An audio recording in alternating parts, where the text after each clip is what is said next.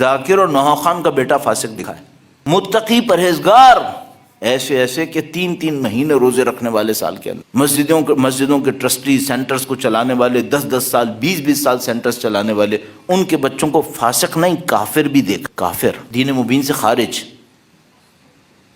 اور یہ سنی والی باتیں نہیں کر رہا ہوں، سنی سنائی دیکھی باتیں کر رہا ہوں۔ اور میں تو یعنی اگر ابھی آپ کے مجھ سے کوئی ایک بتاؤ، چلو ایک بتا دیتا ہوں۔ ایک جگہ پاکستان کے باہر تھا، ایک خاتون آئی، اس نے بتایا کہ بھئی ہم تو، ہمارے گھر میں سینٹر تھا، جو کچھ ہوتا تھا، جمعے کی نماز، عید کی نماز، مجلس، عزاداری، قصیدے، سب کچھ ہمارے گھر میں ہوتا تھا سالوں تک۔ نماز شب ہم قضا نہیں کرتے تھے، سال میں 3 مہینوں روزہ رکھتے تھے، ہمارے بچے بلوغ سے پہلے نماز شب پڑھتے تھے، سب کہانی سنا دی۔ اس کے بعد وہ رونا شروع ہو گئی، کہنے کی مولانا اب میرے بچے مسلمان نہیں ہیں۔ تو میں نے سمجھا کہ یہ اس کا اسلام کا اسٹینڈرڈ بہت اونچا ہوگا، جو ظاہر ہے اتنی تقویٰ کی باتیں کر رہی ہیں، اتنی عبادات اور زہد کی باتیں کر رہی ہیں، ان کا اسلام کا اسٹینڈرڈ بہت اونچا ہوگا۔ میں نے کہا ہاں ہوتا ہے، بعض اوقات انسان دین کے اوپر کمی رہ جاتی ہے، دین پر عمل نہیں کر پاتا ہے۔ کہنے کی نہیں مولانا مسئلہ یہ نہیں ہے، اب ان کے نام کافروں کے نام ہیں، اسلامی نام ترک کر دیے ان لوگوں نے، شادیاں غیر مسلمانوں میں کر لی ہیں، نام بھی ترک کر دیے ہیں۔ صرف ایک بات پوچھوں گا آپ سے، یہ اتفاقاً ہو سکتا ہے؟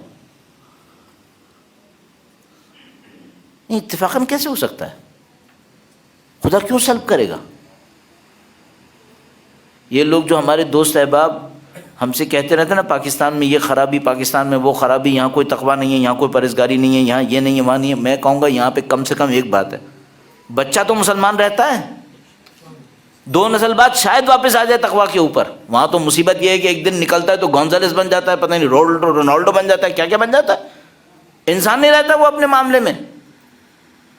وہ کسی سے جا کے، کسی سے، میں دوسروں کے ادیان کے نام بھی نہیں چاہوں گا، ان سے شادی کر کے بیٹھ گئے، بچے کیا ہیں پتہ نہیں بیچارے کیا ہیں، بچے بھی کنفیوز ہیں کہ ہماری آئیڈینٹی کیا ہے، ہم ہیں کون،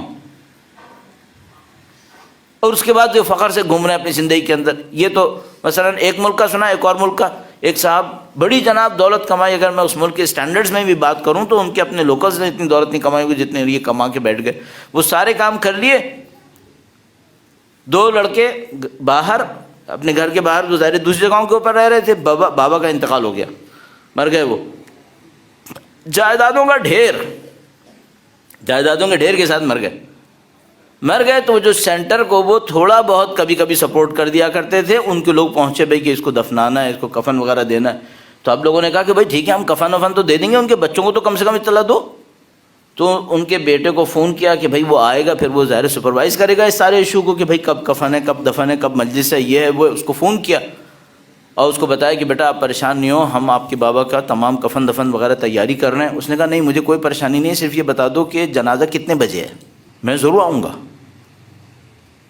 کہنے کا وہ وعدے کے مطابق جنازے کے ٹائم پر آیا، اپنی بیویوں کے ساتھ، دونوں اسکرٹس پہنی ہوئی تھیں بلیک ڈریس کے اندر، انہوں نے وہاں پہ کھڑے ہو کر تھوڑا تعظیم میں خاموش رہے، بعد میں گاڑی میں بیٹھے چلے گئے۔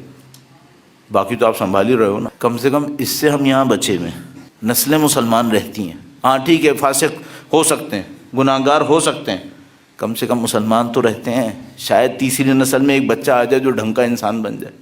تو بھائی کچھ حساب کریں، یہ جو نعمتیں چھنتی ہیں یہ خدا زبردستی تھوڑی چھینتا ہے، خدا تو زبردستی دیتا ہے، چھنتی ہیں تو ذمہ دار ہم ہیں۔ خدا نے متعال فرماتے ہیں قرآن کریم میں ظہر الفساد فی البر والبحر بما کسبت ایدی الناس، فرمایا یہ جو خشکی اور تری میں فساد ظاہر ہوا ہے یہ اس کی وجہ سے جو لوگوں نے اپنے ہاتھوں سے کمایا ہے، لوگوں نے فساد کمایا ہے، لوگوں نے زمین و آسمان کو فاسد کیا ہے گناہوں کی وجہ سے۔ تو میں آؤں گا اس موضوع کے اوپر، عزیزان محترم خدا نے ہمیں نعمت دی ہے۔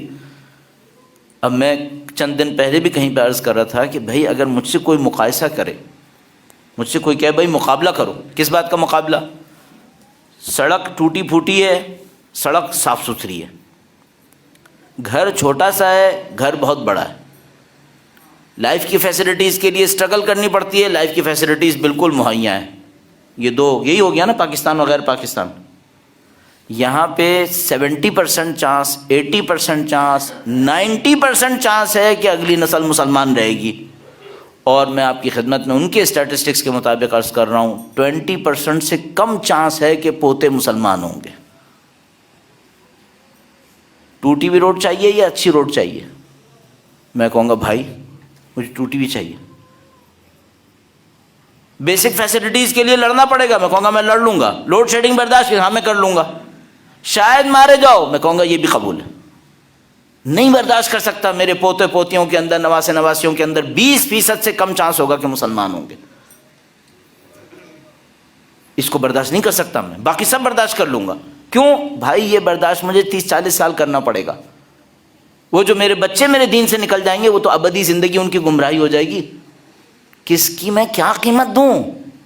سڑکوں کی قیمت بچوں کے ایمان پہ دوں؟ اور اگر کوئی یہ کہے کہ نہیں مولانا آپ جو ہے وہ بہت سخت لے رہے ہیں، وہاں پر بھی بچے ایماندار رہتے ہیں. ہاں 20% میں وہ بھی رہتے ہیں، لیکن ان کے اپنے اسٹیٹسٹکس بتا رہے ہیں کہ تیسری جنریشن میں مسلمان رہنے کا ریشو 20% سے کم ہے.